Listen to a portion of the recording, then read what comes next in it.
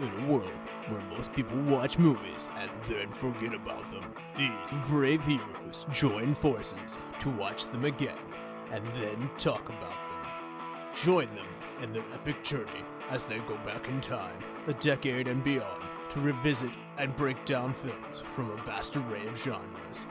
Do these movies hold up over time? Are they classics? Find out on Retro Movie Roundtable.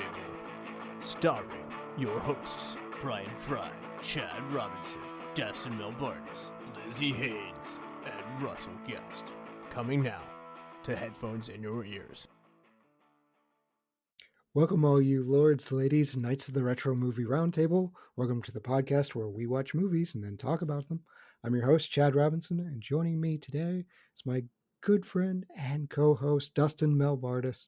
Dustin, how are you? I'm really good. I'm recovering from March Madness. Some critics are saying like, "Oh, we didn't have any Cinderellas," but my team had a great run, so it's a great time of the year. And returning to the podcast for the second time, our special guest, Jennifer Fox Bratton from deep in the heart of the Texas. Jennifer, how are you doing? I'm doing okay. I'm sitting in my car because I've totally delayed everybody for an hour with all of my antics, but it's cool. Y'all been really nice about it, so I appreciate that. We are getting this recording done come hell or high water. That's right. It's raining. She walked out to her car with microphone in hand. Like, there's commitment here. We are going to make this show happen. That's right. So, Russell has prepared some warm-up questions. Let's get to know each other a little better. Our movie today has something that's probably been spoiled for 99% of the planet, but we're going to be talking about The Sixth Sense. Big spoilers. Without giving away too much or spoiling it for others, what's another movie spoiler that you had that really impacted your enjoyment of a film? Jennifer? A movie spoiler that really impacted. I know this sounds ridiculous, but Where the Red Fern Grows? My sister totally blew the ending of that for me, before it started. So I just bawled the entire time because I knew those dogs were gonna die. And so and then it happened in the elementary school, in front of all my friends, and it was just even though I knew it was gonna happen, it still happened. It's pretty traumatizing, actually. Oh, there's a lot of those traumatizing movies. Marley and Me. Oh my gosh, yeah. I hate dog movies. Yes, Brian Fry. You have an ally in Brian Fry where he is avid in checking the website. Does the dog die? That's his rule. It's a good resource. Yes. Dustin, what's a movie that was spoiled for you? Well, we were just talking before the show that sometimes I don't pay the best attention to our communication, and showing up on time is just a miracle for me. And so I misread this question, but I actually, in the time that Jennifer was answering, I came up with one. So the movie that was spoiled for me that impacted me was Avatar, James Cameron's Avatar. Is that once I got the gist of what the movie is, I decided, I don't care. Global phenomenon, I don't need to see it. So I didn't see it. I know what it is. That's the impact. Was that, I know what it is. I went and saw Ava 2. It was awesome. I thought it was really cool, but none of it said, do you want to spend watching 3 hours watching a movie from 10 years ago? Not really. So that was the spoiler that impacted me. Originally, I thought we were bringing up movie twists that once you have them, were a huge impact. And I guess I'll just leave that question with Fight Club. I like that one a lot. It hit me at the right time. Well, that can be spoiled for you as well. I've had this debate for years with Russell, where it started with, I mentioned Citizen Kane, and a spoiler in Citizen Kane, which is a very old movie. We are past the statute of limitations there, and Russell would get angry with me for spoiling these types of movies. So I bought a t-shirt of all the big movie spoilers that were on my t-shirt, and it would tell you Snape kills Dumbledore. Stop it. That's hateful. Things like that, just to antagonize Russell. But antagonize the whole world. I would never have spoke. I read them right when they came out, so I would have been good. But otherwise, that would have been enough to cut you off forever. Well, we were 20 years past when this happened, I think. So But messing up a Harry Potter moment like that, that's... oof. That's fair. I'm often the villain of our podcast, but I had a media blackout, and this was intentional for The Force Awakens. I tried to avoid everything because I know there are killjoys on the internet. And the day of the showing, I had tickets that evening. I checked out a Dallas Cowboys forum because I'm like, my team's terrible, but this is a safe space. Somebody had gone in and spammed spoilers for The Force Awakens in a Dallas Cowboys forum. Oh no. And I just thought, man, I hope this is fake. And as I watched the movie, like, nope, this is going to happen. So that, I still had a good time with the movie, but it definitely put a damper on the experience. So, yeah, you think you're just going to read up on, what are we, 4-12 this year? Oh, how is Jerry going to mess things up this year? And then you get a movie spoiled? Come on, that's rough. What are you doing tonight, Dustin? Like you were just, hey, March Madness is fun. By the way, how about them Cowboys? Yeah, I'm having a great time with you. I will say, I'm not a Cowboys fan, but when they're good, I'm excited because everyone surrounding me is a Cowboys fan. In fact, the key to my house has a Dallas Cowboys star on it because it was just like, everyone likes this. When they handed me the key, they're like, there you go, Cowboys fan, right? And I didn't have the heart to tell them that my awful team, the Raiders, the historically bad over the last 30 years, I'd rather talk about a team that I don't support than my own. You just described my team, historically bad over the last 30 years. But moving on to a different type. Jennifer, what's the last movie you saw? Okay, actually, I told you earlier that I thought I was just bored earlier with my husband because every night he keeps putting on stupid westerns and I just cannot. But over this last weekend, I did watch Little Miss Sunshine with my stepdaughter. Lovely. I forgot about that. So, yeah, she really liked it. So, it was a good pick. I love that answer because we're going to be doing a stupid Western here very soon. So it's a genre that we don't get very often. So it's educational for me. It's painful for me. That's fair. That's fair. A lot of them are very, very long. Dustin, what's the last movie you watched? I watched all of Spider-Man 2 the other day on accident. Which one? I guess it's the Tobey Maguire one with Doc Ock. Okay. And here's the thing. That's what I mean by accident. It was on a Sunday before the games had started, and I'm thinking I'm gonna watch one of these new ones because I've missed like the last 5. And instead, I'm scrolling through the tiles on the screen. I'm like, yeah, but Dr. Octopus. So instead, I just watched the one that I've seen 10 times. Whoops. I mean, it's great, except for the train scene. The train scene frustrates me. Oh, train scene's cool. Oh, okay. Right. The last movie I watched, I'm a big Samara Weaving fan, and she has a new movie called Borderline. And it's a really unique movie, sort of a comedy horror romance movie. It's not her best, but it's still a lot of fun. So Samara Weaving's great in just about everything she does. Dustin, what are we going to talk about tonight, though? From 1999, The Sixth Sense. Right, starring Bruce Willis, Toni Collette, Olivia Williams, and Haley Joel Osment. It has a budget of $40 million. Man, does it outkick its coverage there. Amount gross, $293 million domestic. That is number 2, only behind Star Wars Episode 1, The Phantom Menace. Movie that placed right behind it is Toy Story 2. Man, what a 1, 2, 3 combination. IMDb gives this an 8.2. Rotten Tomatoes, critics give it an 86%. That sort of seems low. Audience score is 90%. This movie, Russell prepares this before us. There is a ton of award nominations and awards.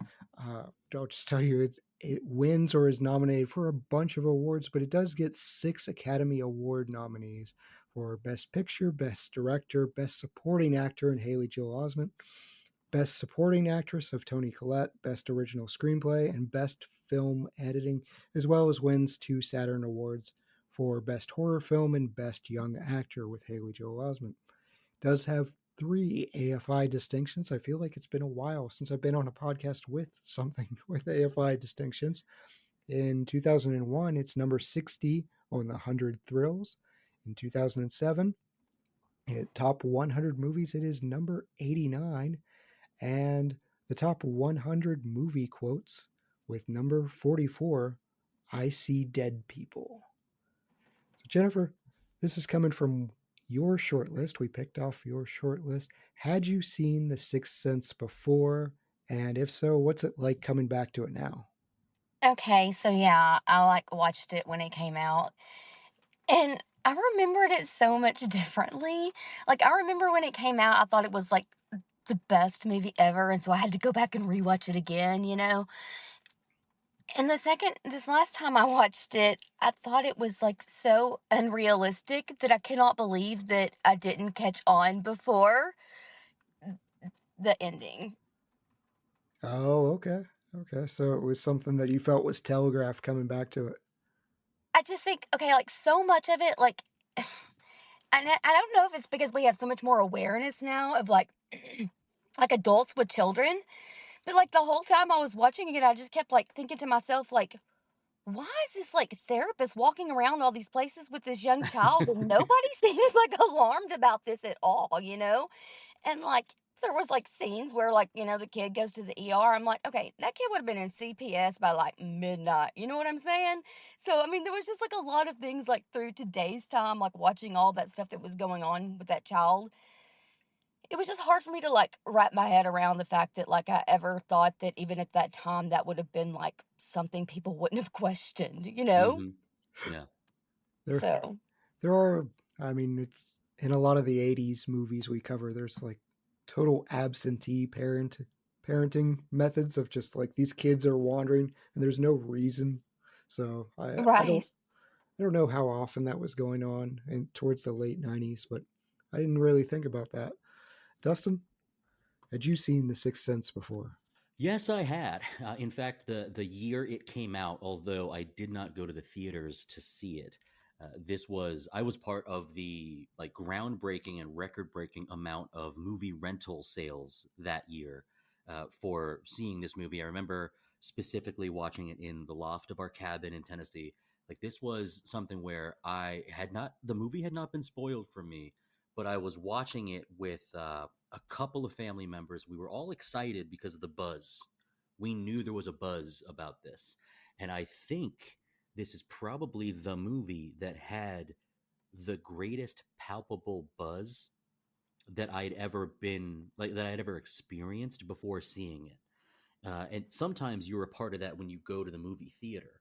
But this is something where it's like we learned that it was kind of a big deal and we had to see it.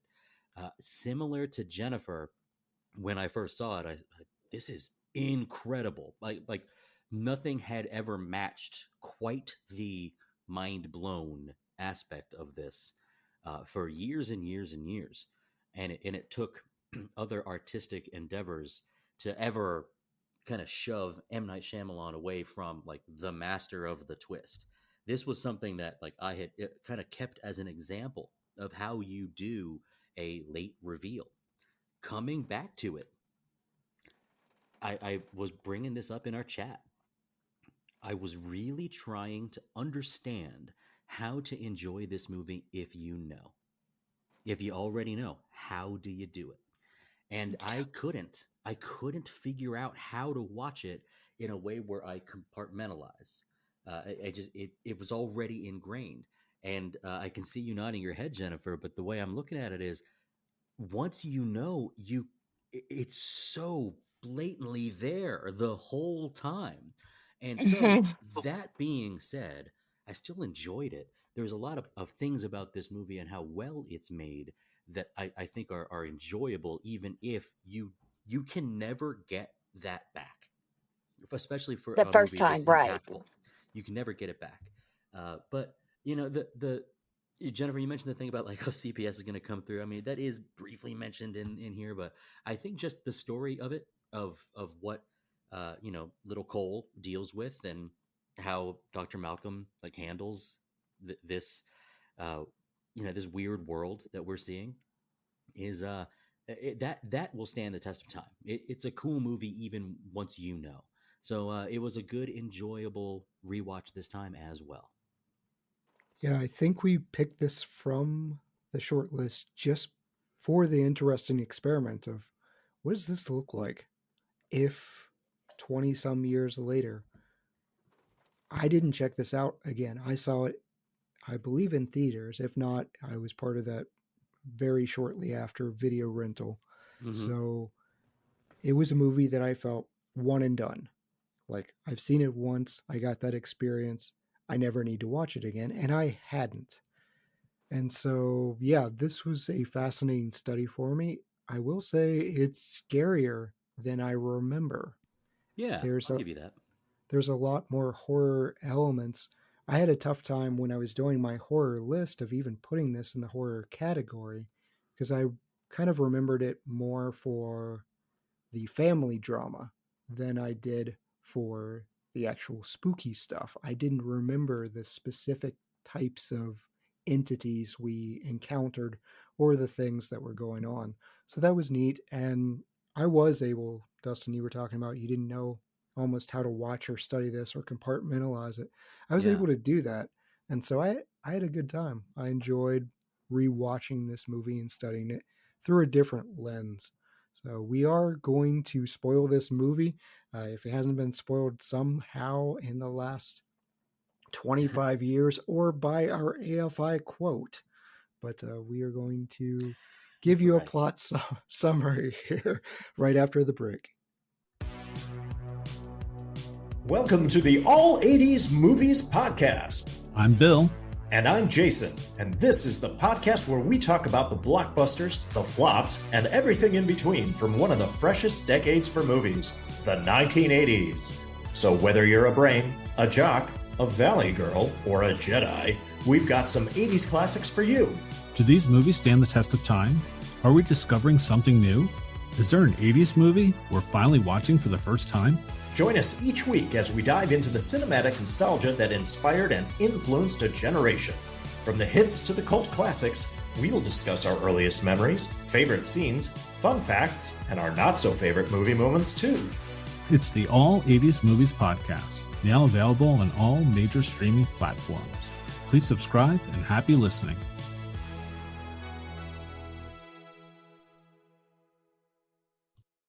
And we're back.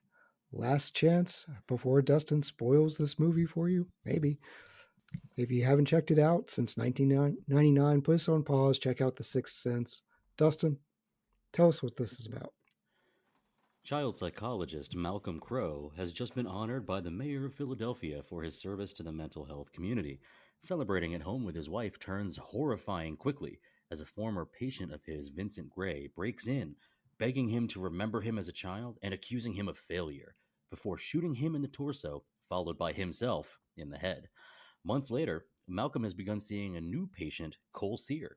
His notes on his new patient are eerily similar to Vincent's, and he is dedicated to helping him overcome his issues, in part to make up for his past practice, but also to reconcile with his wife, who has become distant and depressed.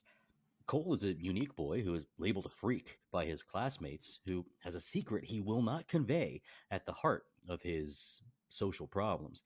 He sees dead people all over town and within his own school and home. Malcolm reluctantly considers dropping the case, but in reflections on his work with Vincent, realizes that Cole's problem may be real and urges communication with the dead in order to overcome his fears. In doing so, Cole unravels a nefarious plot of a nearby local recently deceased girl, in which he uncovers damning evidence that her own mother had been poisoning her. In bringing this evidence to light, Cole attains a peace with his gift and mentions that he likely won't need to be seeing Dr. Malcolm anymore. As a parting piece of advice, he mentions that Malcolm should speak to his wife as she is sleeping. In doing so, Cole's words from the previous sessions ring true, and Dr. Malcolm realizes that he himself has been dead since the earlier incident with Vincent. His unfinished business completed with his work, he confesses that his wife was never an afterthought or came second in his life, and he can then move on from this existence. Ah, yes. The Haunting of in Connecticut 3, a Philadelphia story. It's good, yeah. That's one for you, Lizzie. And speaking of Lizzie, though, she actually does have a separate podcast called Pod You Afraid of the Dark that covers Are You Afraid of the Dark episodes. And there's a rumor about this movie that is based off an old Are You Afraid of the Dark episode from 1994 called The Tale of the Dream Girl. And this got so much traction that in 2017, M. Night Shyamalan actually had to come out and say, I've never watched Are You Afraid of the Dark? I'm not aware of this. This is my own thing. But he denies it. The story was there's a young man who keeps seeing a girl in his dreams, and his sister eventually tells him that this girl had died. And the guy's name is Johnny. Can't remember much of anything. It seems like other people can't even see him. They're not interacting with him. Eventually, the sister holds up Johnny's obituary and says, you died in that accident too. And he walks off with the girl. I kind of like the idea that the highest grossing horror movie until 2017's It could have been based off of a low budget children's show. But alas, M. Night's ruining that for us. Did you watch Are You Afraid of the Dark growing up?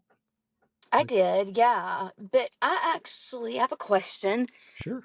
and I forgot to look it up. I kept thinking, like, was M. Night Shyamalan, like, a Ghost Whisperer fan? You know, do y'all remember the show The Ghost Whisperer with Jennifer Love Hewitt? I do, yeah. You know, where she, like, heard the voices and she helped them cross over, you know what I'm saying? Mm-hmm. I'm like, if, like, little, like, Haley Joel Osment had, like, you know, been seeing angels or whatever instead, like, this could have totally been a Kirk Cameron movie. You know what I mean? Like, you know, if there's just been a little shift in that. But yeah, so no, I mean, I'm like actually curious because I mean, like after, like I said, watching it, I really don't feel like this was like that, like, great of a freaking idea. You know what I'm saying? I mean, I feel like that, like we've had to have seen this before. Like, I know I like read the book growing up, Wait Till Helen Comes, you know, like I bet you he read that book and he copied it. That's what I think he did. Yeah, he says he got the idea while he was at a funeral of what if the person that was dead was at the funeral not knowing that they were dead. And he wrote it in his notebook. He said he was a child at the time, which is a weird thing for a child to write in his notebook, but I get the feeling M. Night's a little quirky, to say the least. We've all thought that at funerals. He's totally swiped that from Are You Afraid of the Dark? I'm on to him now. I don't know. I mean, I will say, Are You Afraid of the Dark is very, very good. Budget notwithstanding, one of the finest shows to ever come out of Canada. I did watch it quite a bit. I loved when Lizzie was saying that she was getting a show started about that. I have rewatched the first 3 seasons of Are You Afraid of the Dark sometime in the mid 2010s, and I enjoy those sort of. It's nostalgic for me, but the Ghost Whisperer definitely happened after the Sixth Sense, but the idea of like, is this idea novel? Is it actually something that is special or unique? And I think Jennifer and I were saying, like, how do we not see this? Has it lost some of its luster? And I guess it's kind of hard to go back. But what you said, Chad, about it being more horror than you had thought. There's a lot of things that like contribute to that feel, like with not quite jump scares, but startling imagery and eerie music, and just I mean, Haley Joel Osment's performance. He is terrified of the world around him, and then just the character of Vincent Gray being, I have been driven to my wit's end due to this phenomenon that I'm experiencing as well. All of the details that I think make this movie more special than the twist itself should be wrapped up into the bouquet of flowers that we give to M. Night here, whether or not the entirety of the idea was original or not. If you take that away, there's still so much that is positive and good about the way this movie was made. Were you shocked by the twist in the original viewing of it? Like you didn't figure it out? 100%. No, I did not figure it out. No, not at all. Okay. I was also 13, but still, it was like, It was as monumental, groundbreaking of a twist as I had ever encountered, and it was nice to be watching with family members who also were like, "Whoa, no way!" And we didn't do a rewatch to like figure it out.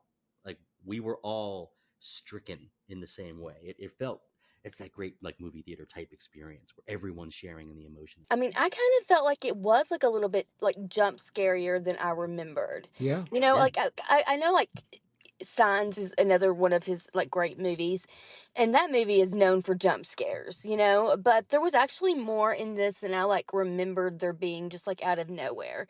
But with saying that, can I ask y'all a question? Because this was driving me a little bit crazy.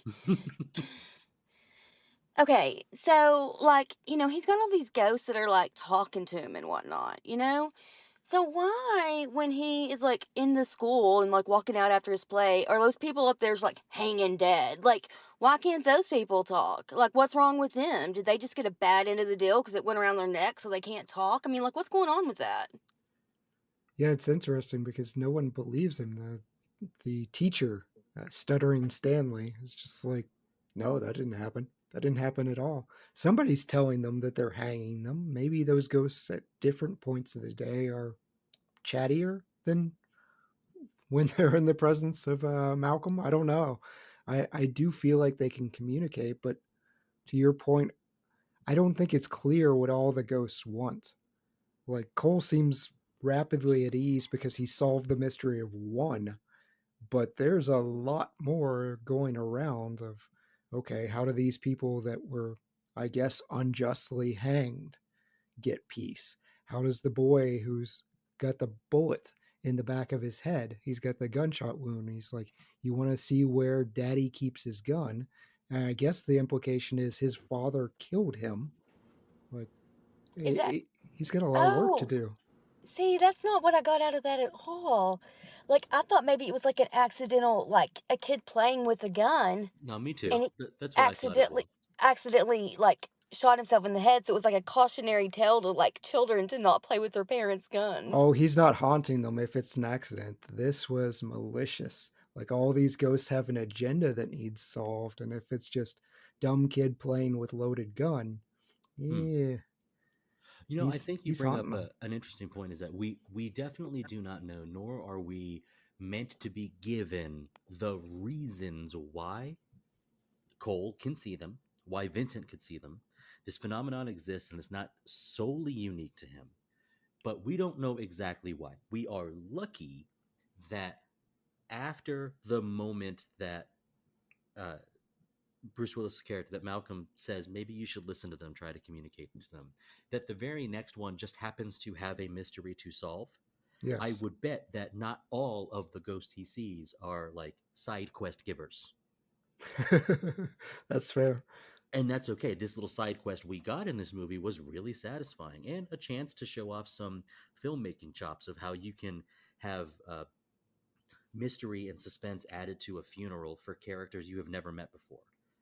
You know, just walking into this stranger's house and going through their room and seeing the little girl push the videotape hidden in a box. Mm-hmm. It Mm-hmm. was all like, okay, but perhaps if you're being really critical, you could say that's a little convenient. But you're also saying like, okay, well now, Ghost Whisperer esque. Now we've got little Cole who's got like missions in his life, and if I those know. Like, what a burden. Like, who's gonna Right? do that driving around? His mom? Like, she can't even show up for his play. What's she well, gonna do? Drive him around?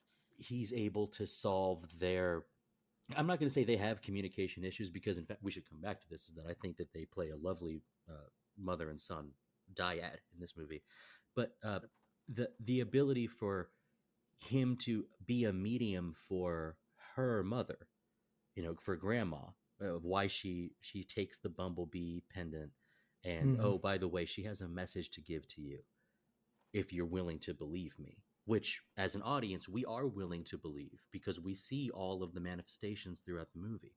So yeah, back to my earlier point, I think it's okay that we don't know why or don't know the extent of is every ghost that we see potentially a have some kind of really satisfying end goal. Potentially the hanged people at the top of the stairs, the reason why he knows that they're hanged is because they've just been there every day he goes to school. They're just there, maybe. Or maybe there's another dead member of that grounds who is talking about it, or however he gets the information about Stuttering Stanley, or the very sweet 30 seconds worth of there's like an old burn victim from back in the Yeah. day who's helping him with his little play makeup. There's just, it's hard to say that there's a space for tenderness, but the idea that this curse, and we saw Vincent Gray, right? He had been tormented by this because he wasn't given the right kind of help.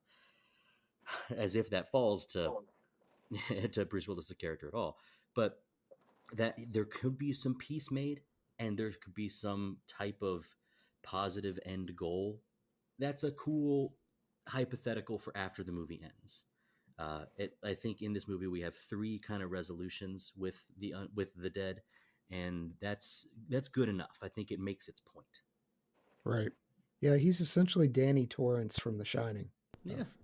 He has this special gift. So you're talking about rewatching this movie now, and Jennifer, I think you said in our lead up that it was obvious to you. So talk about some of these hints or things that stood out to you as you're watching it this time of like, how did I miss this the first time I went through?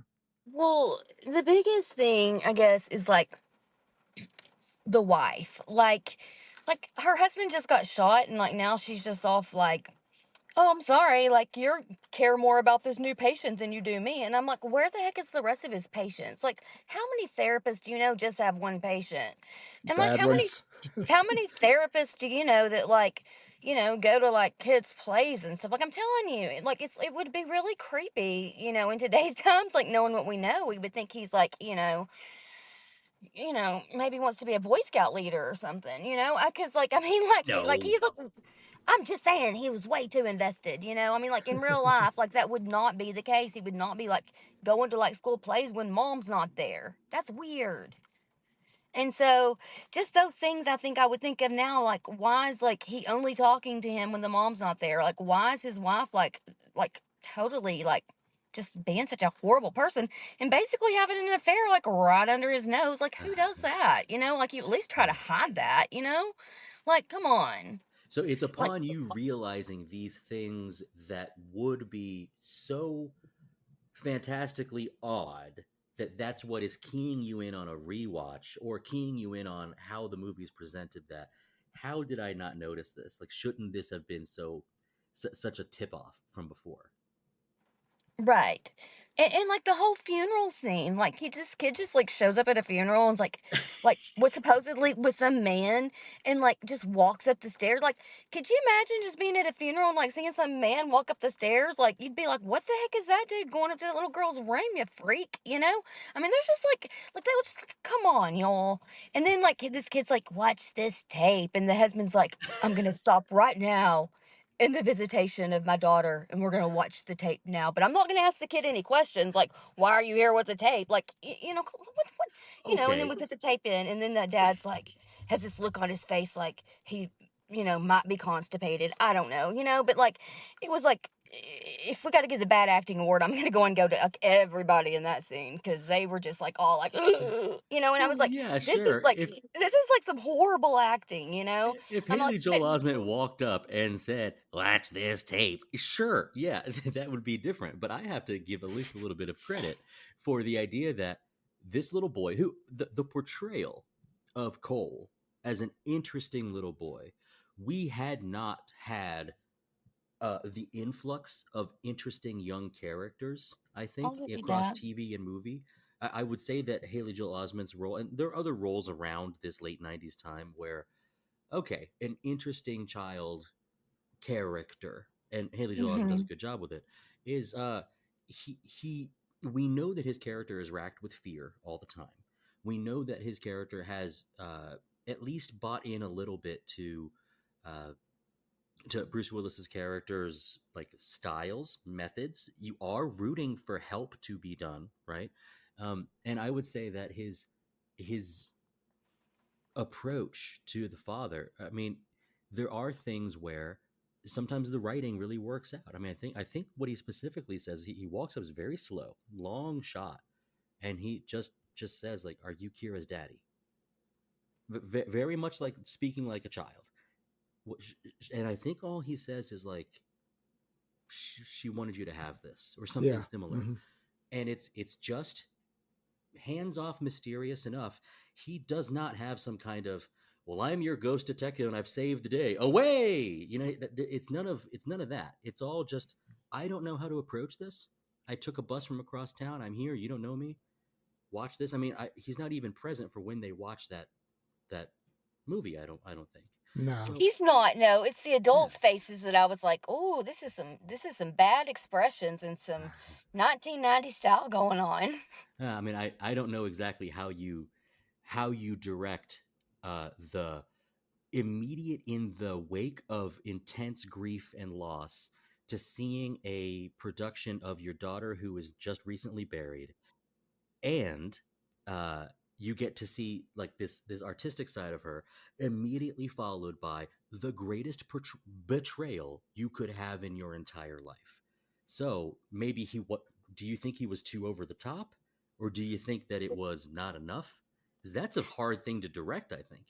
I think I was like annoyed with the whole situation. Now, granted, we're post Gypsy Rose Lee now, Gypsy Rose Blanchard now. You know what I mean? So we have like a good understanding of like a crazy mom, like poisoning her kid and stuff.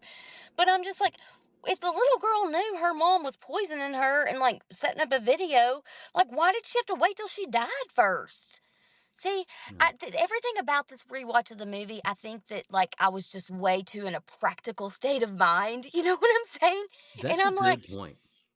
with just with the awareness of today, like of Munchausen and parents that do that kind of stuff. I'm like, girl, like on the video, the mom said, like, oh, your friend Marjorie called. Clearly, mom isn't cutting her off to the world like poor Gypsy. So I'm like, why is this little girl waiting to die, before she speaks up? But sorry, I'm telling you, I was just in a bad state of mind, I think, because I was just critical of everything. That's an interesting take. I didn't get that at all. I think she was just trying to film her little puppet show and she wasn't supposed to be out of bed. And so she doesn't get a chance to alter or stop the recording But she until. says to the mother, though, she said to her, she said, I already ate and I feel fine now, implying that she knew that whatever she was feeding her was not making her feel well. I don't Maybe, know. but I'm not reading that far. I'm gonna take Chad's side on this one, which is, this is likely the ghost of the girl realizing there could be a clue to get some type of corporeal justice after she's passed. was she I don't. seeing her sister? Because the sister started taking Aha, ill. that's right. Oh yeah, now the young one's getting ill too. Yeah, I don't think it was a I'm catching my mom in the act while I'm alive. I think it was through the mysticism of ghostly presence and omniscience, being able to see, there's a way for me to potentially correct this wrong. Um, but I think what you brought up, Jennifer, is the thing that's most important, is that if you do approach this movie with a practical mindset, then, and I was having the struggle too, is once you think about like, man, this the psychologist is going with him everywhere. Hmm. Like, and you start thinking about it in that sense, you go, this doesn't really compute the same way. Like, and all of the signs seem to be so much more present and in your face. But there's also something to be said about how, like, when I was little, I walked and biked all over the city I lived in, and it was fine.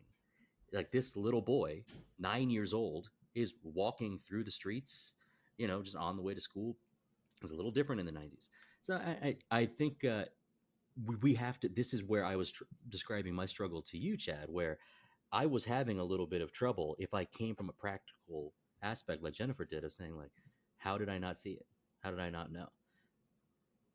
Yeah, the little clues that they drop, and the biggest clue is right after Cole says, I see dead people, we get a shot zoomed in on Malcolm. And the producers really, really thought about cutting this because they said it's going to be too obvious. People are going to see it coming from a mile away. And thankfully, all the test audiences, no one really, really caught on to this. But there are other things that are dropped throughout this movie. there's a scene where Malcolm is standing with Cole. Cole has a shadow, Malcolm does not. And you see their reflections in a doorknob. Again, Cole has a reflection, Malcolm does not. So there are other things that I'm studying to see what's the consistency here. Like, what's our Cole establishes some rules, which I don't think the rules are consistently applied, but I'm gonna give this a Yeah. pass of kind of like It Follows.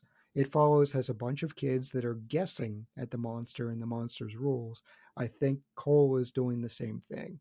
I think he's come up with his own theory as best as he can, but it's not always consistent. At least that's how I'm writing off some of the things that happen. I just want to jump in because I was thinking about something after my earlier opinion, so I want to regroup really quick. When I said that about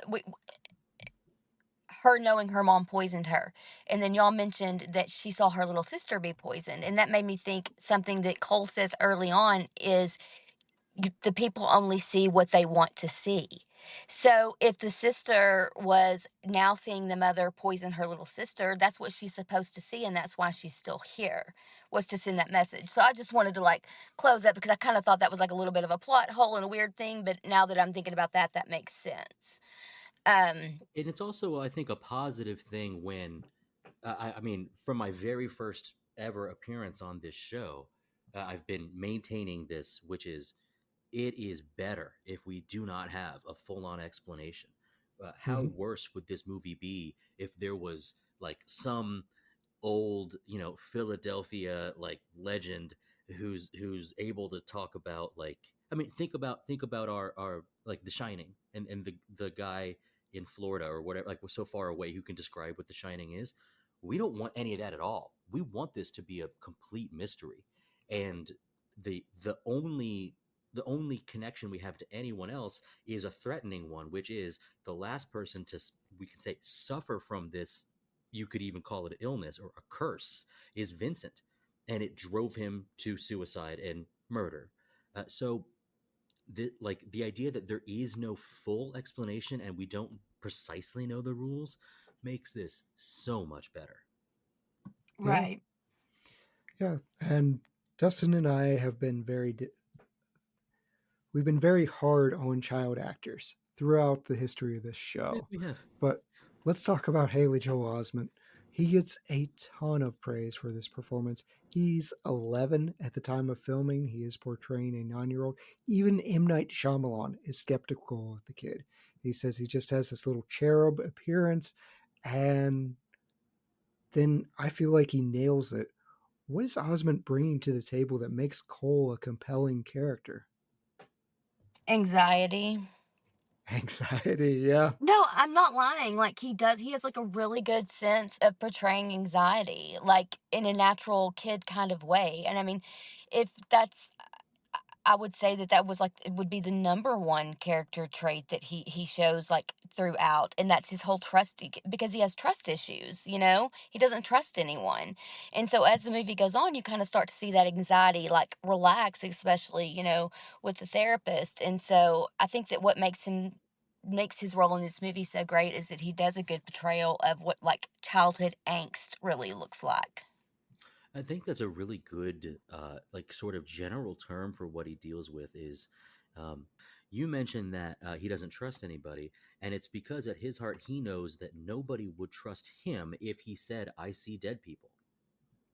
If Right. Hmm. if he was to say that to the world, there are consequences to him saying that the reason that I am sad or scared or hurt or anything is because there are ghosts doing this to me, might lead me to like psychiatric care or putting me away in a hospital or something like that. And so at that point he is stricken with the reality that I cannot say what I want to say. uh, and I cannot live where I live. I cannot play where I want to play. I cannot interact with my friends because they don't know what I'm dealing with, and and I'm the only childless host of the show. But the idea of children who have a truth that they cannot say, or have something that they need to put out into the world that is impossible for them to do, in part because of their own restrictions or because the restrictions the world puts on them, that is portrayed extremely well. So I'll mimic what Jennifer said there. It does help that he is just a sweet little cherubic face. Add to that, the well written aspects of the character, uh, sneaking away to church to play with his little fighters and warriors and soldiers. And then you write a little bit. Oh, and he's also going to take a little Jesus statue out on the way out. Like I think the character is written well, which is so, it's always so hard for me to separate a really good performance and a well written character, and I think we have both here. Mm-hmm. Yeah, I do enjoy his little quirks of, do all the soldiers speak Latin? No, just No. this one.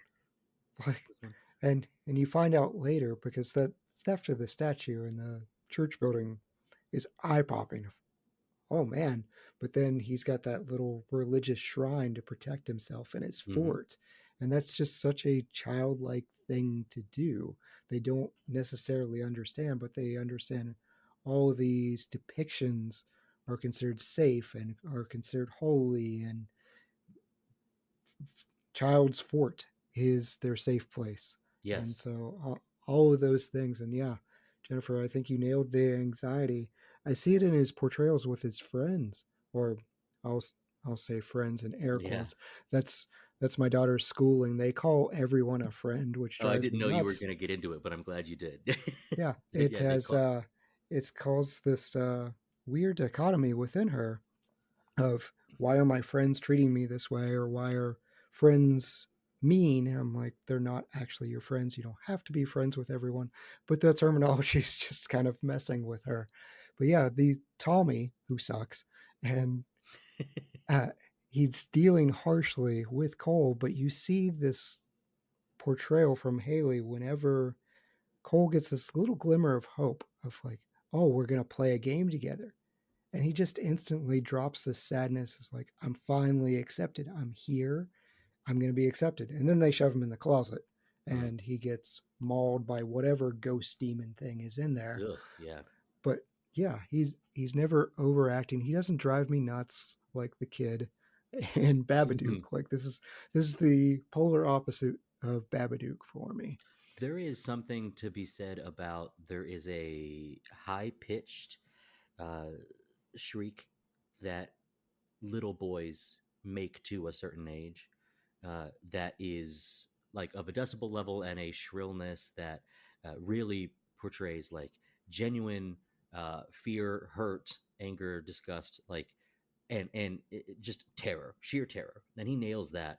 When we give credit to scream queens for being incredible lead female actors of horror movies, if a child can pull that off, where you feel that terror is real, then the kudos has to go there as well. And I will say, this was an unexpected way of experiencing this movie. Is I was telling Chad I had a long day. I have drank 4 cups of coffee since I got home in order to do this podcast. But when I got home, I wanted to put in an additional watch of this movie before the show started. And instead, I laid my head down and I kind of fell asleep. The reason I bring this up is, as I turned away from my TV, I was listening to an incredible musical score. I was listening to very good creaks and doors and spooky type sounds of this movie. And you're able to hear, they do a good job of capturing Haley Joel Osment's breathing, his panic. And when he is scared, you know it, even without looking at the screen. So I was able to get I removed a sense, like a sensory input, by being in this kind of dream state, trying to get a little bit of recovered energy of the day. And I was able to hone in on some of the things that bring out the creepiness and bring out the performance of Osment. Can I mention something about Osmond that I feel like that he did such a good job of? Like throughout the film, there was a lot of ways that he was more mature and thoughtful than the therapist. Like, he intentionally did not tell him that he was dead multiple times when he could have, because they were like at that level at that point. And I was very upset with Bruce Willis's character when he like tells him he's going to prioritize his wife over seeing him from now on, because I'm like, that's like a really horrible thing for a therapist to tell a child. Like, that wouldn't really happen. But anyways, and in that scene, like, you see for the first time, you see his anxiety like really come through, like, 'cause he's so scared he's about to lose his friend. And that was the first time like I got like a little bit emotional. And I'm not gonna lie, at the end scene when he tells him, talk to your wife when she sleeps, how I didn't catch on in that scene, I don't know. But when he gives him that advice and he says, I'm not gonna see you anymore, it's like he realized that it was time for his therapist to move on. Does that make sense? Like, he was Yeah. giving it up on his own terms. And that's like a kind of character growth that we don't see in a lot of children, because a lot of children are just always portrayed as being very selfish. And something I think that Haley Joel Osment's character like did a good job was is showing that like children are multifaceted. They're not just like the brat punchable kid's face that like, locked him into that closet. Yeah, Malcolm does totally just like trauma dump on his patient He at one does. point, which What is was that? Who does that? right. Yeah, you do not win awards for that. So it is interesting though. He was initially, they thought his profession was going to be a crime scene photographer, and they changed it to therapist. I think it becomes even more problematic if crime scene photographer is dragging this kid along the city and going to plays and things like that. Of, hey, want to check out this dead body? Like, I don't know how that works, but I do feel like a therapist is a reasonable and good role to work this through. So I think that's a positive change, but he does have some less mature moments, like he said, of you absolutely shouldn't, as a therapist, dump your problems on a small 9-year-old child. There is something that it wasn't until Jennifer just brought this up as to like his levels of like thoughtfulness is in the first 6 minutes of the movie when we have Vincent Gray breaking into the house, when he realizes who he's talking with, his former patient. He says like intelligent, he says another adjective, but then he goes compassionate, and then he says like irregularly compassionate or unexpectedly compassionate. And there's a thing in like fantasy where like compassion or empathy, like they're like the idea of being able to sense and share like emotion is just such a brilliant quality of a hero character or a good character or an interesting character. And so what we have is I think it's part of the recipe for what makes this as successful of a movie as it was is it's not an incredible like acting performance to turn a nothing role into something. It's this young boy as written is meant to impact the world he's around, not just with Dr. Malcolm Crowe, but also with his own mom, Lynn. That you can tell he cares deeply about his mom. And And she that needs some help. and he is there to maybe his role is not to help just the dead, that with this compassion he can help the people in his life as well. Maybe someday he actually helps heal Tommy Tomasino. No, that The kid's punch face kid? no, he's doomed. No, y'all. I looked him up in the real life because, like, I was wanting to punch his face, and I wanted him to be like, find out that he's been like arrested on TMZ a lot. No, y'all. He's like a humanitarian. He's been Mhm. like with the same woman for like since like 2004, and he was like 3 years old or some business. You know what I mean? He's Yeah, like the most. He's he's a like the most handsome dude perfect. now. Yeah, He's like, yeah, he looks good. He's like the most perfect guy ever. And it like really just pissed me off. But that's all I have to say about that. I Like, mean a kid with that punchable of a face should not have gotten to turn out that great. that's is it Jack Gleason who plays Joffrey, who's actually like a super nice guy, and he just has a very punchable He face and a does. very Yeah, punchable. I hope he doesn't hear me say that. Oh, that's he's a listener of our podcast. He'll write I'm in. sure right now he's gonna hear it and he's gonna like call in mad. Well, you mentioned the I'll text him. relationship with the mom, and it's not Toni Collette in a horror movie without having messed up kids, and she actually takes this role as an afterthought, or takes this audition as an afterthought. She was in town auditioning for Bringing Out the Dead, didn't even realize this was going to be a horror movie until much later. Her audition part was talking about moving the bumblebee pen, and that was her audition part. Is the car scene did not have the woman that just died or the scene about her mother, but I guess she was having that argument with a kid. And critics really seemed to enjoy her performance quite a bit. How did you feel about Lynn and Cole's relationship?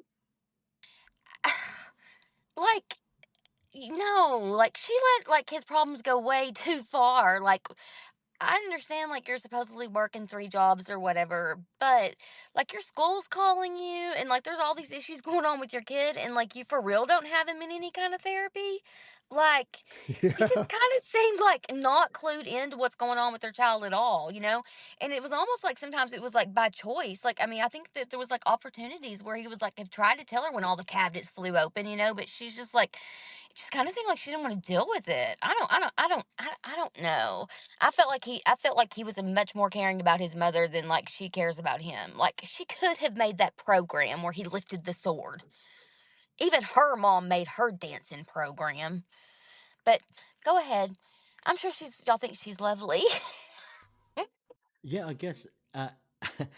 Once again, the only childless host, but there's only so much time. That is a B or C story to this movie is their connection. Now I do love how our final scene is him making peace with Anna, but our second to final scene is Cole and Lynn reconciling. She is in a position to try to trust him. She listens to what he says about her mom, about grandma. All of this stuff comes together, and that's a nice wrap up of that story. Throughout the rest of the movie, though, you are given instances to see her concern. You're given instances to see ways that she is trying to brighten her kid's life. Do you think it was a throwaway scene that they're leaving the grocery store and she starts like running with him in the shopping cart just to try to get her little anxious kid to smile and laugh? Yeah. Right? No, I thought she looked like she was on meth. I think you're letting your East Texas come out a bit. There are I some don't know, man. parents that care for there's some single moms that Listen, I have been a single mom, okay? Like my whole like adult life, and I just kind of thought she sucked. But I mean, like, don't ask me. I'm the only woman here, and I'm just like not a fan of the mom. You know, like make your kids freaking program, show up. I mean, you know, like yeah, she could have done something about that. It is a yeah, disappointing reality that we get at the end of the movie to find out, oh, she hasn't hired a therapist, and this kid clearly does need therapy. So that Yeah. that is a disappointing reality. But when she's having this conversation with Cole, and I am very fortunate and very blessed, my child is largely a good child. So the way she acts out would make other parents say, you have no problem. Like we have problems, but they are minor compared to me. I have had the I'm tired speech with my daughter of like, you have just compounded problem after problem and issue after issue. And it seems to come in waves of like, there will be peace and then there's a time of turmoil. So I have had that kitchen scene with my own daughter. Now, where she failed is she has the classic, tell me and I won't be mad. And then he tells her the truth, although she thinks it's a lie, and she just slams down her fist and she's like, you're done, leave. I'm like, oh, you can't do that. You can't do that. But you do see the immediate regret afterwards of, oh, he's going to remember that in future therapy. And I've definitely had those moments with my daughter of, oh, I shouldn't have said that. That's going to come up later in life. But I doubt your daughter is like writing down like on a scribbling on a piece of paper, I'm gonna kill you. You know what I mean? Oh, I Like, do have a fun story about that. So okay, so now you're gonna scare me if you tell me your child does we that. she has started entering the world of horror, and we're doing tiptoes of like goosebumps and Right, scary yeah. stories to tell in the dark and things like that, and in a dark room. And so one of the stories of scary stories to tell in the dark talked about staying in a cabin, and on these walls was written the word death and over, and it makes you in the text read the word death probably 19 times straight. So my wife enters the bathroom where my daughter had been bathing. My daughter, who is going on 9, had written in like bathtub crayon the word death all over the walls of our bathroom. Okay. And my wife came out and she just said, "Do you know what you're doing to our daughter?" I'm like, "My bad." So I have had those moments, weirdly, of Hey, like, well, I bet she didn't just go turn down the heating thermostat, because that's what that mom did. yeah. I'm like, what the heck, you know? You're just like, oh my gosh, my child's like scrawling death words. Let's go fix the thermostat so I can go get in my jammies. I don't know what's up with that mom. I think she's an alcoholic, and like they just didn't like say it, because I think she was like down in some wine somewhere. I don't know. I'm not going to go that far, but what I will say is there. I had to approach this from. Remember, as an audience member, you're not meant to view this practically. You're meant to accept the fantastic, but you must also then accept that the other people in the movie cannot accept the fantastic. That there, when you see the angst, and you so clearly put it before Jennifer, that he is torn because earlier in the movie, when all the cabinet doors are open in an instant, and she says, kind of a joke, "Are you looking for something?" And he goes, "Pop-Tarts?" Right. He is very clearly covering for a ghost, Mm-hmm. right? Doesn't reveal, "No, Mom, it was a ghost that came in here and did this." So then, later on in the movie, 45 minutes later, they're having this heart-to-heart, like, did you move the pendant? And the angst of there's a truth he wants to get out, but he can't. But he tells the truth anyway. No, I didn't. If that in the practical world that we live in, the world where we aren't shown these fantastical ghosts in the afterlife in this sense, um, you know, you come home and the lamp's broken. You know what that no means. It Right. was not an M. Night Shyamalan well done ghost. You know that no is a lie. So what then you have to realize is that her tiredness is due to the idea that this is not the first lie that she's heard, or in her eyes, not the first lie that she's heard, is that she's just asking her little boy to take ownership of something that, according to the rules of the world, must be true, because no one has a proof of existence of ghosts. All of this to say, we aren't mired down by that so much. It's enough to be our C story, where their connection and their ability to talk. I do like the idea that we are given some semblance of we connect. I think it's 4 times that she's like, "Look at my face," and just sort of like, "I would never be mad at you like this," or "I would never think it's." I've mentioned before when sometimes in movies like the love connection or the friendship connection seemed real. I think the idea that we're so willing to not pick apart, to be critical of like the parenting style, that if you're being critical of a parenting style, what's more real than that? That's an A+. Yeah. I mean, we're never going to agree on some of those.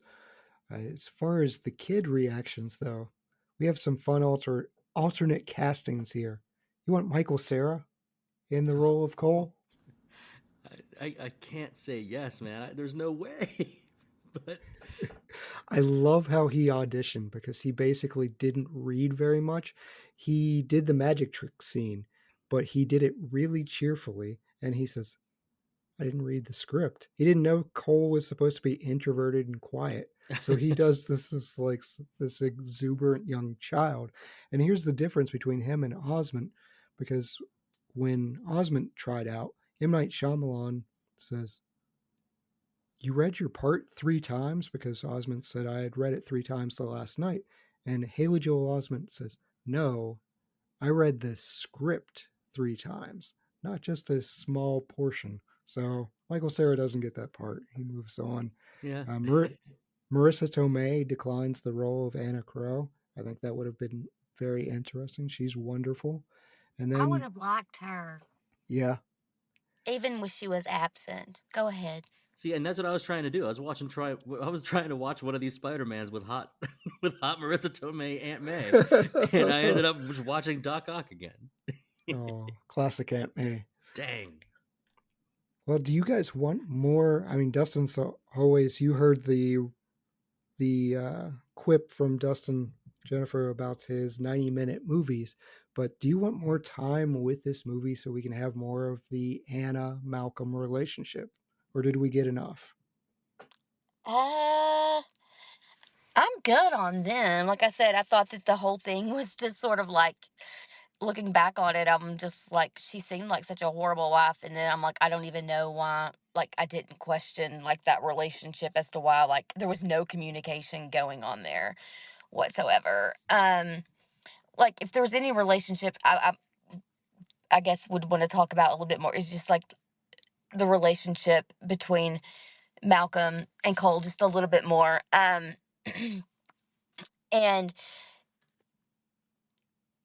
at the very end, like I said, when he did finally make that discovery, I just kind of like, and this is just me, like, because this is the way I think, like, I'm like secretly hoping, like, maybe since there wasn't like a ghost scene, like in the movie Ghost, where there was like that tunnel he could go down, like Yeah. maybe like freaking tomorrow's gonna be like Groundhog Day, like, and like he'll just like forget, like when he wakes up again and like it just starts the whole day over, and maybe he'll get to go back. But like I said, like I said, at the end of the day, I felt like that Cole learned that Malcolm's character definitely learned more than the Cole character. But I will say about Bruce Willis's performance in this was probably the best performance I've ever seen him do, because I'm not generally a huge fan of his, but I thought he did a really good job in this movie. He's quiet and reserved when he needs to be, and I think he did a really good job at that. Absolutely. Dustin, you want more of this movie? No. Of course not. In fact, I loved the idea that when I first saw it, it was 147, but actually the last 5 minutes is credit, so it's actually 142, getting you so close to that 90. 102 minutes? Heck yes. So it's not that I don't want more, because I think this was a well-done film.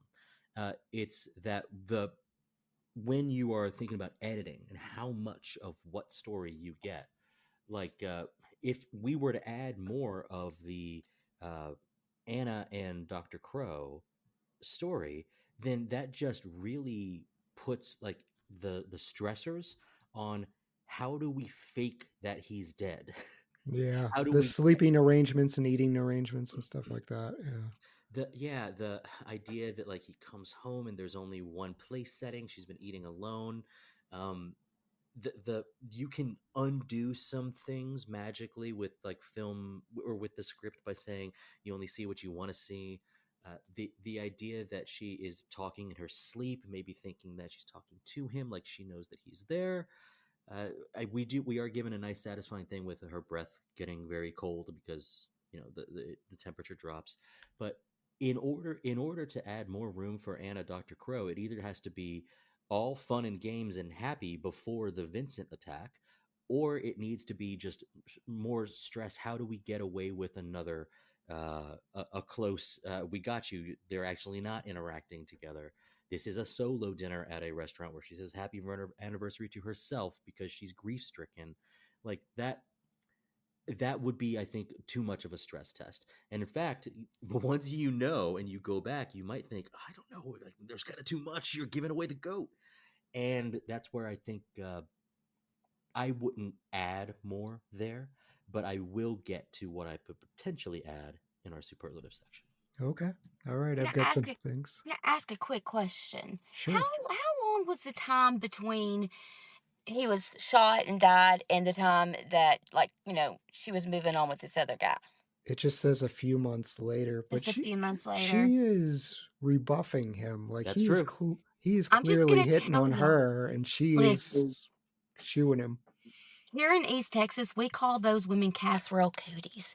The ones that show up at the funeral with the casseroles, you know what I mean? Mm-hmm. Because they're already ready to replace the next one. That dude is totally a casserole cootie.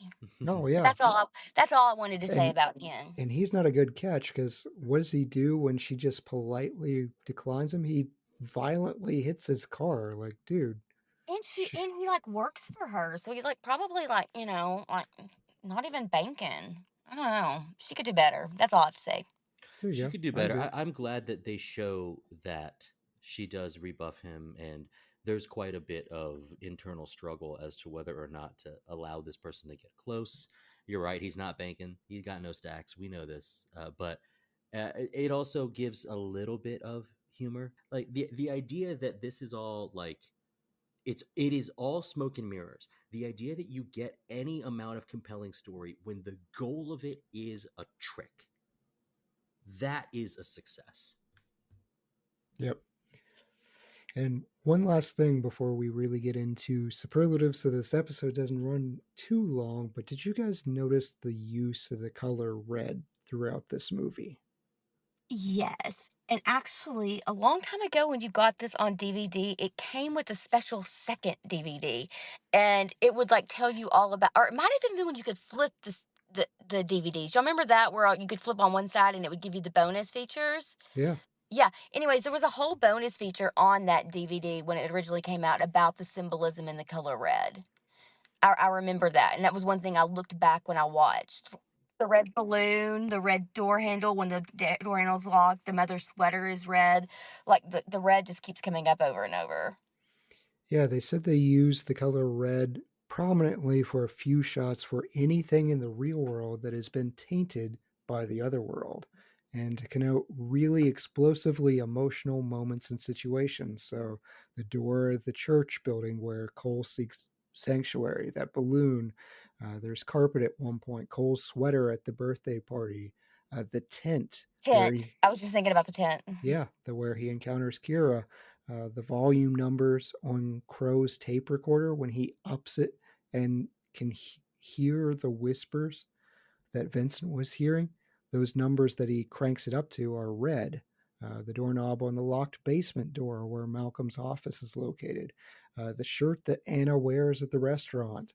Kyra's mother's dress at the wake, and the shawl wrapped around Anna at the very end.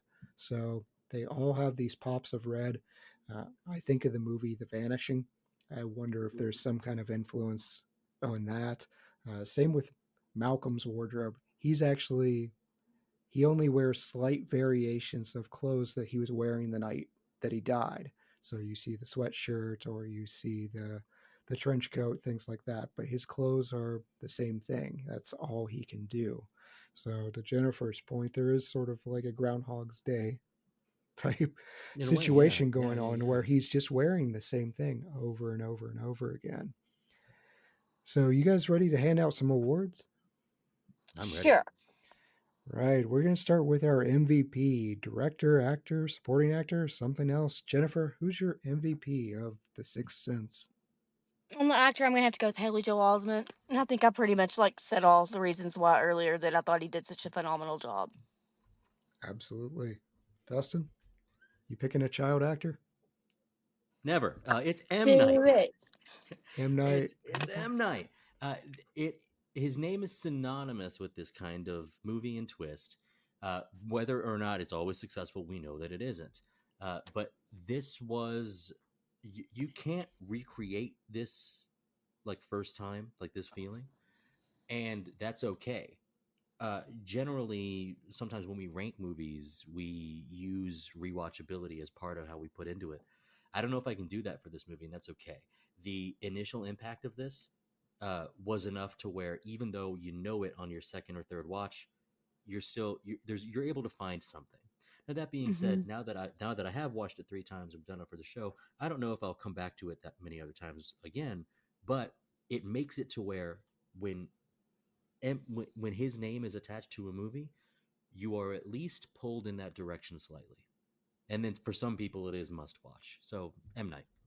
I thought you were going to say his compelling scenes as the doctor, which I know, right? He always does. He always does a small cameo in every film. Yeah. It's like his thing.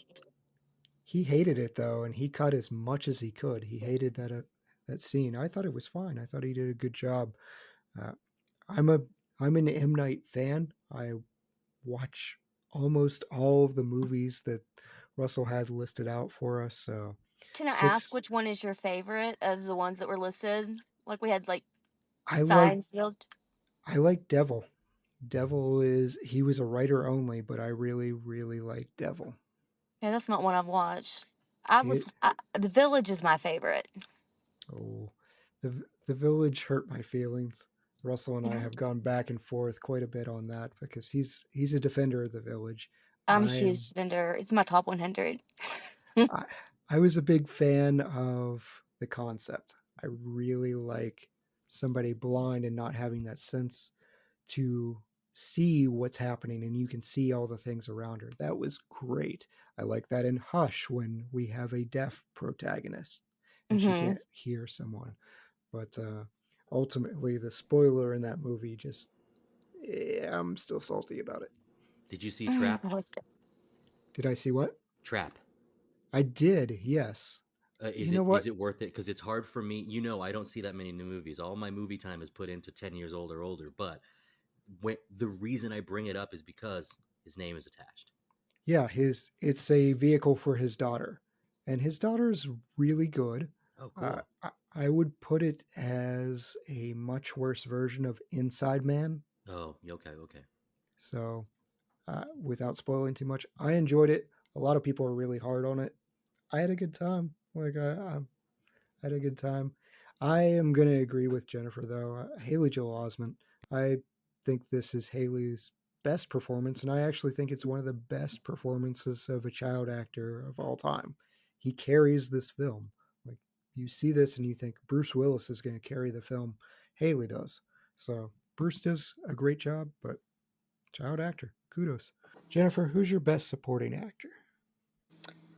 Best supporting actor, I'm gonna have to go. No, I'm not gonna go with the mom. And I just had this in my head like 5 seconds ago. Pass, and I'm gonna come back because I just had this in my head. Sure. Dustin, who's your best supporting actor? It's lovely early in a relationship to be opposites with someone. I'm picking Toni Collette. Me and Jennifer are opposite thinking on this episode.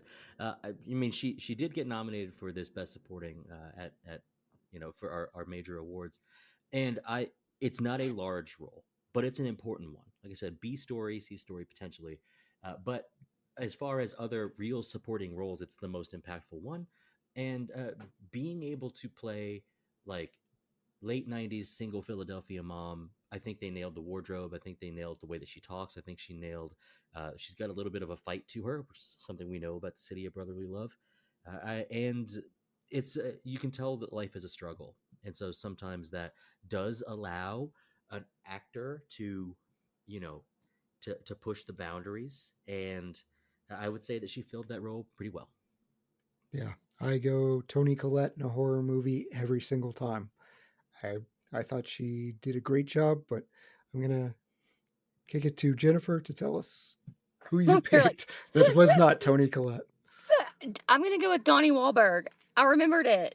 Yeah, lost 43 pounds. 43 pounds just to do that scene. And like when the first time, like that was another thing that like the first time that everybody watched it and nobody realized it was him until after like the movie was over, so there was that like whole shock factor.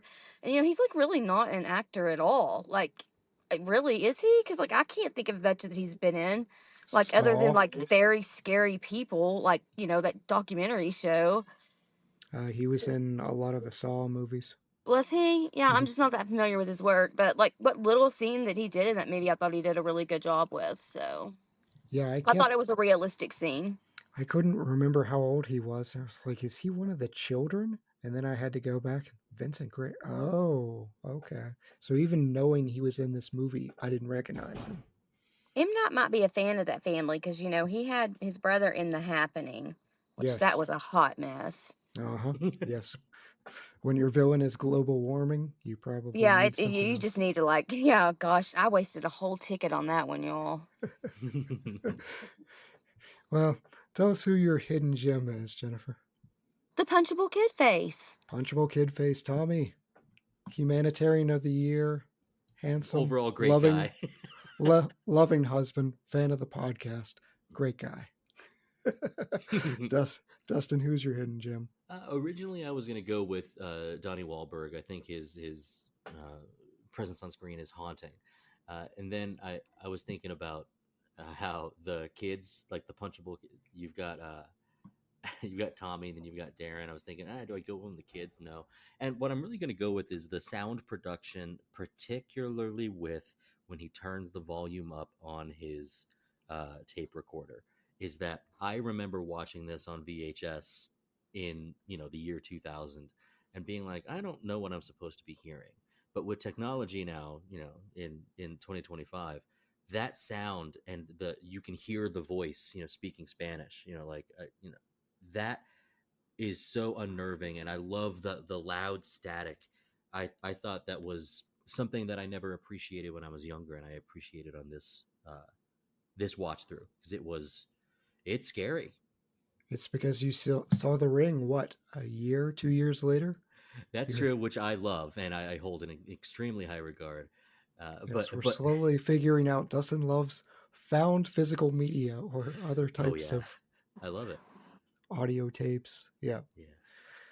I went with Furtis Bomji and Samia Shoaib. I apologize for butchering those names, but it's the young couple that are buying a ring. That's funny. Anna. Yeah, it was an understated scene. Yeah, Samia, who is asking about the ring's history, and she has this subtle, like, I'm totally thinking about another dude. Yeah. When does he have wavy hair and chestnut eyes? And the guy standing beside her absolutely does not match this description at all. Yeah.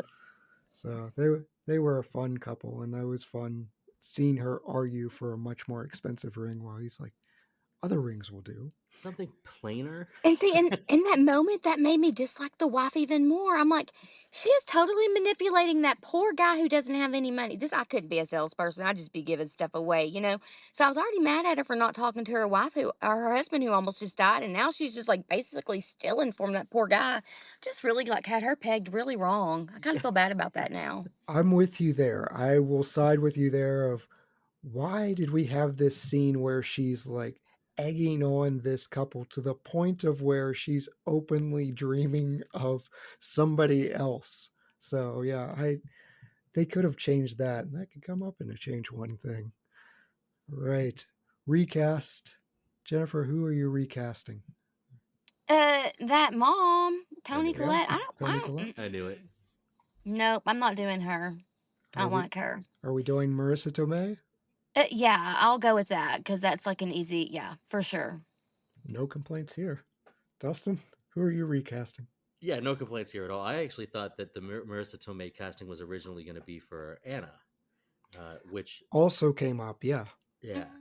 So here's actually I'm going after Olivia Williams here, and I didn't know who to go with. I was playing around with some names. So yeah, the role of Anna, I was thinking Meg Ryan. Reese Witherspoon would have been too young. Halle Berry. Ryan. Yeah, but the idea is I was looking for someone is that I think Olivia Williams plays this forlorn, depressed, grieving person, but almost like too well. What I would want to see is an actor who is used with a big smile, used to being bubbly, used to being seen in roles where they are happy and joyous, play downtrodden, play hurt. And for some reason, it just came too naturally to Olivia Williams. So just someone who, like, what you want as an audience member is desperately see this person happy, like in the first 5 minutes of the movie, or I guess I should say the first 3 minutes of the movie. Someone where that happiness isn't toned down, and so that the depression actually hits you harder. Okay. I went after Olivia Williams as well, though. I put Jennifer Connelly here. I think Jennifer can do this just absolutely madly in love with you type character and then just bring you down into that depression that you're talking about, Dustin. So yes. I enjoyed most of the cast, so it was a little hard, but ultimately I'm recasting Anna's role. Best shot of the movie, Jennifer. I'm gonna say the tent scene. Oh, okay. Where we get Kyra coming up. Yeah, you got Mischa Barton come back before she, like went off the edge, so it was good to see her again. But like that was like seriously like the scariest to me. Like when I remember watching it in the theater, that was like the one scene that I was actually like the scaredest during. And it was like the change when he goes from where he's not communicating with the ghosts that he's scared of to where he decides he's going to help them. So it was like a shift and change in the way he communicated with them, and just seeing like his fear but still doing it. I don't know. I just really like that scene. Those clothespins flying off the tent. Yeah, Mm-hmm. that's Yeah. effective. Dustin, what's your best shot? I will second Jennifer's choice. I thought that was the coolest shot, specifically when he's got his flashlight and you can see his breath. That is, it's really well done. 3 for 3. I am all for scare. That's your safe place as a child, is your fort. And his safe place was invaded. So yeah, absolutely. Best scene, Jennifer. Best scene. I'm gonna go with the scene with him and Malcolm in the church. The very first time that they meet with the little chess pieces. Like it's the first time you get to see like you really get to see them talk, and like like how intrinsic like Cole's little personality is. And so that's probably the scene that like sucked me in to like buying into him as a character, and I'd say that's my favorite scene. It is so childlike, and I do love the way that he plays with his toys. It's also imaginative. Dustin, what's your best scene? It is that second to last scene. I'm actually, I think on this watch through, I was more invested in the way that he kind of opens communication up with his mom, with Lynn, as opposed to, because you already know, if you've rewatched the movie, you already know that Bruce Willis is dead. So it was in the car after there's the deadly accident in front of them, and it's particularly the line delivery of Haley Joel Osment in that, which is, somebody was hurt. How do you know? Oh, can you see? Where is she? She's standing right outside my window. And then there's the shot of the bloody bike rider, and that is actually one of the memorable things like from my childhood. Is whoa, that was a shock. But that scene where Lynn is what did you ask at the graveyard? Is, are you proud of me? And like the answer was every day, and it's very touching for a horror movie to put it's more than a ribbon. It's not quite a lesson. It's just, oh, that is pleasant to see them cry and connect, and you know that they'd been outside of the time constraints of the movie. You know that they'd been working on that for a while, and so all it took was mom to trust what he's saying is true. Yeah, he starts that entire scene with, "I'm ready to communicate now." Yeah, and that has been something they've been working on. That's my best scene as well. And 25 years ago, it didn't really have much of an impact on me. At 15 years, I was 15 years old when I saw this, whatever. At 25 years later, it absolutely tore me up. And what question did you ask? And I understand that to my absolute core of, are you proud of me?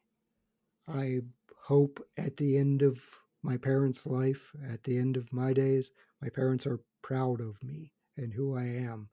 And this was a woman that I think she didn't get. There's a different generation that weren't telling their kids, I love you, I'm proud of you. It's just this old workman mentality of, they'll know it by me providing for them. I don't think Lynn was getting that vocalized. And so when her mom passes, she doesn't know. She doesn't have that answer. And to hear that say her answer was every day, what was your question? yeah. Man, like I get a little choked up now. It's meaningful. Yeah, for sure. So, I'm gonna say I was ugly crying at that point, because the scene right before that is when Malcolm told him he needed to communicate with his mom and then that's right when he just told him he wasn't gonna see him again. So yeah. I I was already like, I'm just like not gonna lie, I was crying. And so I'm already like kind of annoyed with the mom. So I don't think I got the full out of that scene as I should have. I was just like, well, she'd probably be prouder if you'd have showed up for that program, because she showed up for yours. But, maybe I got some issues. I probably need to go to some more therapy. I don't know. Oh, well, before you do that, why don't you tell us what your best wardrobe or makeup moment is? Oh gosh. I'm gonna say like the shocking scene where the boy turns around and the back of his head is gone. I know that's like a horrible, like whatever, but like in that, it was visually like shocking to see it at the time, and it still was like shocking to even still see that like gory of an image today. So especially with it being a young boy, no matter how it got there, I mean, it just is sad to think that that's how some young kid passed away. Absolutely. Dustin? I think we set up a special kind of character or a special kind of quirkiness with Cole as he exits his house and puts on lensless glasses. Yeah, his dad's glasses. That was sweet. Yeah. For me, I'm going lack of wardrobe, and it is Vincent's tidy whities. There's something unsettling about a skinny dude in tidy whities twitching in your bathroom, and it makes him more vulnerable, and it makes him more unhinged, I guess. So I thought that was a good touch. Can I just throw this one thing out because it did bother me just a smidge? The scene where little Cole goes to the restroom and he's like in his underwear. Mm-hmm. Like, I just think that's something in this day and time. Like, again, that would be one scene they would not have put in there. Like with him, that like he could have had on some pajama pants, or they could have done a different angle. You know what I mean? It was just like a lot. I don't know. It made me uncomfortable. He was a little old to be turned around in his little whitey tidies for a little boy to me. But that's just me. Like I said, maybe it's because I'm a school teacher, y'all. I just like think everything is like a big problem. So I probably should work on that too. I did watch that scene and I didn't remember it initially. And I wrote down in my notes, why is this scene here? And then we get the ghost loudly going across his back. And I'm like, that's why this scene's here. Okay, I retract my previous comment, but I see where you're going because I had the same initial thoughts of I just see the this way is the weird. neighbors stare at my 4-year-old when he's out in the yard running around naked. They give me like really bad looks, So, I'm kind of thinking to myself, that kid's a little old to be in his undies. That's all I'm saying. All right, Dustin. Dustin, we'll start with you. What are you changing in this movie? It was hard thinking about like how I could take such an impactful like twist of a movie and like change it. And I've actually done this before. We did this with the Ghost and Mrs. Mirror. Your spicy ghost tale.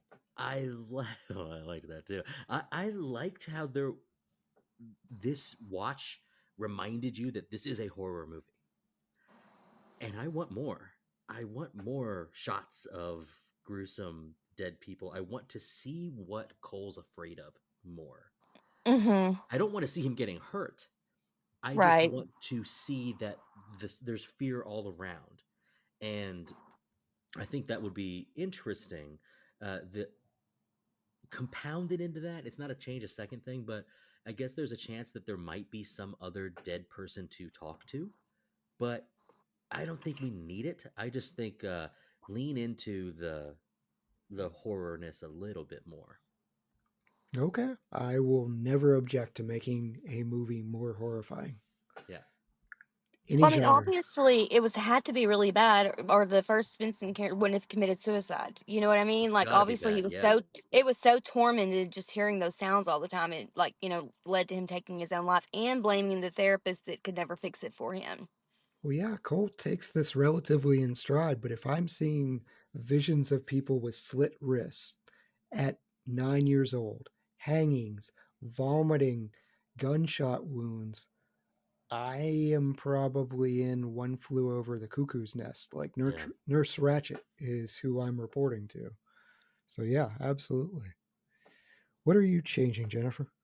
I think, like I said, if I would change anything, I would have changed the way that Malcolm treated Cole. when he was selfish to him. Like I just felt like that they didn't have to put that in there to like show growth in that relationship. I just felt like it was just sort of like crappy. Like you know what I mean? Like I'm sorry you're having your own problems, but you could have like told him like 1,000 things and not like, info dumped on a 9-year-old that's obviously already got anxiety and issues with his dad's like abandonment, and now you're just gonna like toss on him too. Sorry, we're having some problems. So I know you're my only patient, but I don't have time Right. I don't have time to walk you to the park anymore, Uh, that just kind of, I would have changed that. I would have taken that scene out. Yeah. Be a more professional. Okay. I'm changing two. I'm going to cheat. The first one is because it's really petty. Cole's last name is Sear. Come on. It's so extremely on the nose that it's ridiculous. Just change it to something like Hawkins and move on with our lives. That's good. The second and far more important thing I'm changing is if we remember, and I mentioned how I think Cole gets the rules incorrect, but Cole says when it gets cold, that's when the ghosts are really mad. And our very last shot of Anna is chilled breath.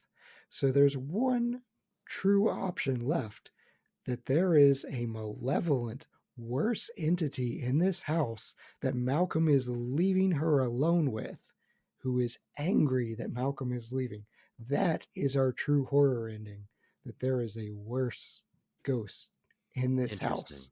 And I Malcolm has didn't to pick find up out. on that. I just thought it looked like a Dementor was sucking her face off. I was like, I mean, this is like way more intense, like, breath than we've seen before. Yep. Like she was like gonna die or get hypothermia.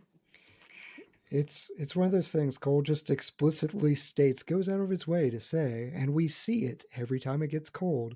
There's an angry ghost, and then Anna has cold breath coming out of her. Yeah. Maybe he was pissed he was dead. I'd probably be kind of mad about that. I think it's closer to what Chad had said, is that he's probably misinterpreting the rules in Yep. a way, but also could it be rewritten as like that's when emotions are heightened the greatest? Well, Yes, a little absolutely. boy might not say Yep. Yep. Now I want to know. I'm going to the Reddit. People always know on the Reddit. But after you go to the Reddit, email us so that we can talk about it next show. Absolutely. Okay. So best quote, Jennifer? I'm gonna say the best quote is that in, like I said, that scene in the end where Cole says to him, "I'm not gonna see you again." And I know that's not like a cliche great quote, you know what I mean? But it was the one that stood out to me in the most, is like that moment in the movie where everything just like shifted. Like everything, like, even though he didn't know he was dead yet, that relationship between those two had like, healed itself from where it was in the beginning. It is so sweet of, can we pretend we'll see each other tomorrow? I know that's when I was already ugly crying. So all I can remember is like him saying he wasn't gonna see him again. Because at that point I was like, Yeah. You just get the quiet, okay. Dustin, what's your best quote?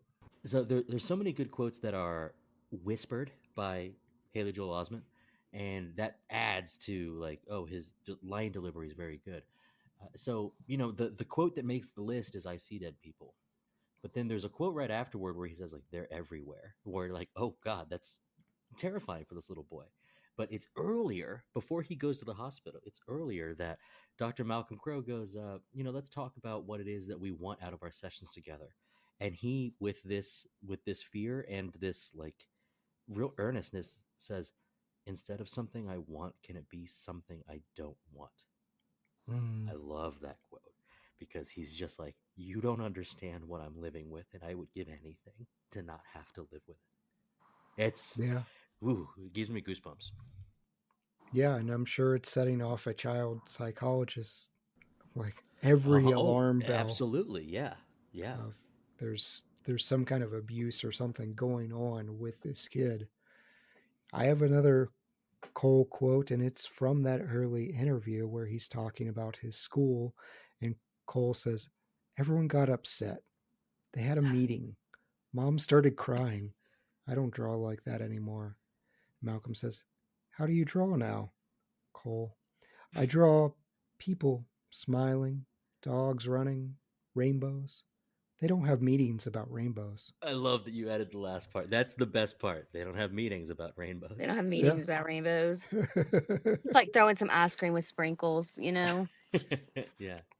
Yeah, I have personally witnessed that because my daughter, misinterpreting again in school, drew pictures of people with X's over their eyes and blood running down the back. And she drew this for me, and she's like, I know you like creepy things. And so that was just a creepy thing that she could interpret. And there was general concern for people, and I had to explain, this is very sweet of you, but you can't go drawing dead people because questions are going to be asked. So The school is like, do we have the next Slender Man, issue on our hands over here? oh yes, yeah, I'm just totally messing with you. yeah. We have little messaging apps, and I've had some interesting questions. I'm like, I don't let her watch inappropriate things. Yeah, 18 years of teaching, you just learn, like, they draw things, and it's just like 9 times out of 10, it's an adult taking something way out of context. Yeah. Just little people laying down with X's on their eyes and blood running down Yeah, the back. no problem. And it's I think it was something for you, Daddy, or I'm like, okay. Sweet. Yeah, it was. It was very sweet. It was how she interpreted my world. So, well, we've come full circle. It's time for our ratings and recommendations. Jennifer, we're going to start with you. 0 to 5 stars, half-star increments. What are you giving The Sixth Sense? Okay, I'm going to give it a 3.5 because I'm going to give it at least a 3.5 because of remembering how much I loved it the first time I saw it. But then, like I said, the second time I saw it, there was like just the magic of it was gone, and I was like just trying to poke holes in the plot and way overanalyzed it and was kind of grumpy, I think. So, all that being said, I'm going to go with 3.5. Okay. This could be an interesting one because it could almost be, what do you initially rate it? Now, what do you rate it? So, Dustin? That's exactly right. And it was not a, take that initial number, now take your new number and average it. I'm going with a pretty high rating here of 4.5 stars. And it is absolutely biased by that first watch. And when you make a recommendation, particularly if someone hasn't watched it, I mean, you want to say mum's the word, and you want to hope that they don't know anything about it. Because the first impact of watching this movie in 1999 or 2000 was like, game breaking. I don't know if that exists anymore. I don't know if it would be the same. And also, those friends of yours or those people who they're always on the lookout to like figure it out. They don't ride the ride. They just let me get to the end. Let me find the shortcut to understanding. And I don't know if that's with the internet as it is now. I don't know if it's possible to experience it quite in that way. So I'm giving it a 4.5 because even knowing that, I thought how do I find the value aside from the twist on this most recent rewatch? And I think I found a lot of it. So I probably wouldn't have given it a 5 anyway, but 4.5. I think it's earned every bit of that, and it gets a recommendation for sure. It would be hard to find the unicorn that hasn't heard the twist. Like, it's so much out there in the zeitgeist. I know, yeah. You just, I see dead people. I blame Scary Movie. Scary Movie parodies this stuff to death. Like, even if you weren't aware of it, you saw it in trailers. I originally gave this a 4.5 as well, and that was just from memory when I was ranking my horror movies. It's every bit as good as I remembered, and honestly, in the craft, I think it's maybe even a little better, because what I tended to remember was the love story, and I think I remembered this more like Ghost than I did of the horror. So I enjoyed quite a bit of the horror elements. I do think some of the little details that we've picked apart, they don't make a whole lot of sense, even with the hand waving line of they see what they want to see. But I do think this is one of M. Night's best, if not his best. And I do think it's an interesting experiment to revisit. I'm glad we got a chance. So thank you, Jennifer, for the short list. This has been smart pick. This has been a very unique visit. But Dustin, you want to help me pick a movie for next time? Oh yeah. Well, in the worlds of the great Carl Douglas, those cats were fast as lightning. In fact, it was a little bit frightening, but they fought back with expert timing. Everyone was kung fu fighting. We have 3 kung fu martial arts movies to pick from for next week. Option number 1, from 2001, Kiss of the Dragon. A betrayed intelligence officer enlists the aid of a prostitute to prove his innocence from a deadly conspiracy while returning a favor to her. Option number 2, from 2003, Ong Bak, the Thai warrior. When the head of a statue sacred to a village is stolen, a young martial artist goes to the big city and finds himself taking on the underworld to retrieve it. Or option number 3, from 1980, 36th Chamber of Shaolin. A school student who conspires with his teacher and others to overthrow the Qing dynasty sees his family slaughtered at the hands of his enemies. He joins the Shaolin Temple and rigorously studies martial arts to avenge his beloved ones. What's it going to be? 80s Kung Fu, you say? Sign me up for this. 36th Chamber of Shaolin. Oh, yeah. Yeah, that's going to be a great time. Well, thank you again, Jennifer, for joining us. Yeah, thank you. Thank you, Dustin. Thank you, all the lords, ladies, and knights of the Retro Movie Roundtable. We invite you guys to reach out to us. We want to hear from you. Please subscribe, rate, review us, give us 5 stars on Apple Podcasts, Spotify, Google Podcasts, Pandora, wherever you get your podcasts. It really helps us, and it helps other people find us. Subscribe to our YouTube channel. It's audio only. Give us a like on Facebook. Follow us on Instagram and Twitter at movie_retro, or email us at retromovieroundtable@yahoo.com. Producing and providing this podcast is fun, but it is not free. So please, we invite you to support the show at patreon.com/retromovieroundtable.